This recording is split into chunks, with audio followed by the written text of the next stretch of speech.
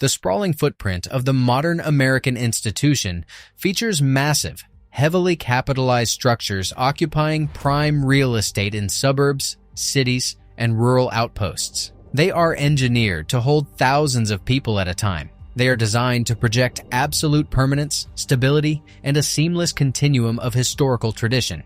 The public continues to view the people running these buildings through an antiquated, almost mythological lens, imagining a quiet spiritual guide, shielded from the brutal machinery of the modern economy, working one day a week to offer comfort and moral direction. The data tells a vastly different story. Inside these increasingly vacant architectures, a silent, invisible labor collapse is accelerating. The modern ecclesiastical complex is not sustained by quiet contemplation. It is maintained by a grueling, hyper-modern corporate structure. The individuals standing behind the pulpits are no longer merely spiritual leaders. They have been forced to become the chief executive officers of volatile, shrinking, non-profit organizations. They are tasked with balancing complex budgets, managing crisis public relations, mediating severe ideological conflicts, and serving as unlicensed clinical therapists for demographics that are fracturing under modern anxieties. And the laborers are breaking beneath the weight of it. According to a sweeping study released by the Barna Group in 2022, a staggering 42% of Protestant senior pastors had seriously considered quitting full-time ministry within the previous 12 months. This figure represented a rapid, destabilizing 13-point surge from just 1 year prior. The scope of the crisis expanded even further when the Hartford Institute for Religion Research surveyed roughly 1,700 religious leaders in the fall of 2023. Their data revealed that over one-half, exactly 53% of clergy, had seriously considered leaving the pastoral ministry at least one time since the onset of the 2020 pandemic. This is not a statistical anomaly. This is a mass exodus. When over one-half of the managerial class of an entire societal sector actively contemplates walking away from their posts, it ceases to be a localized issue of individual burnout. It becomes a sociological autopsy. To understand why the system is fracturing, the theological terminology must be entirely stripped away. We must examine the church as a corporate entity operating within a labor market. The friction between established institutional models and rapid, uncontrollable human behavioral changes has turned the role of the clergy into an impossible metric of performance. When researchers ask these leaders why they are looking for the exit, the answers do not reflect a sudden loss of religious belief. 56% of the pastors who considered quitting cited the immense stress of the job as their primary motivation. They are operating in a landscape where 1,500 pastors are walking away from the ministry every single month, while another 1,300 are being actively terminated by their local congregations in that exact same 30-day window. The Barna Group reports that 1 out of every 3 pastors will experience a forced termination at some point in their career. The stakes are entirely dictated by the shifting, unforgiving expectations of a highly volatile consumer base. Following the global disruptions of 2020, congregations demanded high-production digital broadcasting, seamless hybrid engagement, and a constant social media presence. The pastor was suddenly thrust into the role of a digital content creator, forced to optimize ancient messaging for modern algorithms. Simultaneously, the physical congregations that remained became ideological battlegrounds. The Hartford Institute documented this escalating friction, finding that by the fall of 2023, 72% of all congregations reported experiencing some form of internal conflict. The correlation is mathematically exact. The more conflict a congregation experiences, the greater the likelihood the minister anticipates leaving.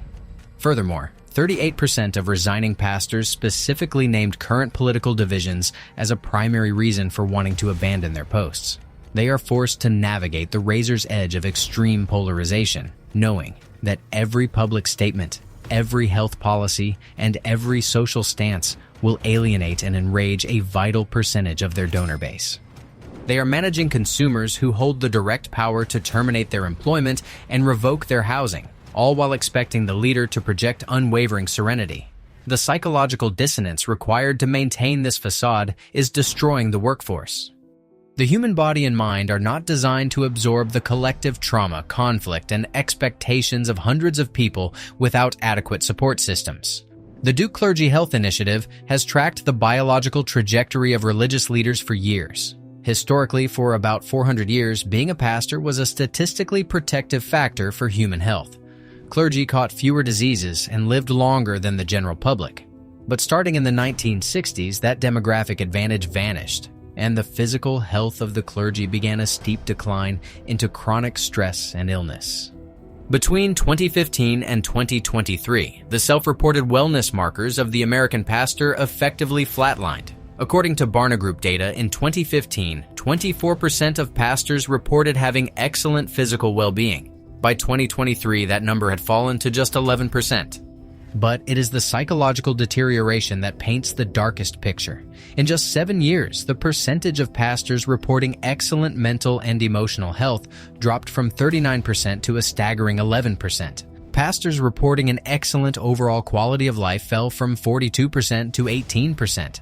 The metric tracking the level of respect they feel from their local community plummeted from 22% to 10%. This is the profile of an isolated, deteriorating workforce. They are surrounded by crowds, but entirely alone. 2 in 5 pastors, 43%, who considered quitting named feelings of profound loneliness as a driving factor. In 2015, 34% of pastors felt they had true friends. By 2023, that metric was cut by 50%, dropping to 17%. The data shows they are largely failing to secure external support. Fully 63% of pastors report never seeking out any kind of professional support, with only 8% seeing a therapist and 11% visiting a professional counselor. They are absorbing the grief, the collapsing marriages, the financial ruin, and the psychological decay of their communities in an absolute vacuum. Lifeway research indicates that 26% of Protestant pastors personally struggle with some type of mental illness, with 17% having received a formal clinical diagnosis, an increase from 12% just 1 decade ago. They are expected to counsel the mentally ill, yet 38% experience guilt about their own struggles, and 18% feel they cannot speak openly about their condition. When an entire class of workers is pushed past the limits of psychological endurance, the data inevitably leads into the darkest corridors of human despair. In a chilling 2024 report released by the Barna Group, the ultimate cost of this systemic burnout was laid bare. Nearly 1 in 5 Protestant senior pastors in the United States, 18%, reported that they had contemplated self-harm or suicide within the past year. 18%. Nearly 1/5 of the individuals standing at the front of the room tasked with providing hope and direction to the masses are actively battling ideations of ending their own lives to escape the crushing pressure of their vocation. This is not a localized anomaly. This is a 5-alarm fire burning through the infrastructure of an institution. It is the inevitable result of forcing human beings to serve as the structural load-bearing pillars for a society that is itself rapidly fracturing. Every established corporation, every legacy institution relies on a fundamental mathematical reality to survive. The rate of succession must equal or outpace the rate of attrition. Aging executives must step down, and a pipeline of younger, fully trained replacements must step in. In the American church, that pipeline does not exist. It is empty. This is a massive demographic cliff. Investigative data on the aging clergy points to a mathematical inevitability.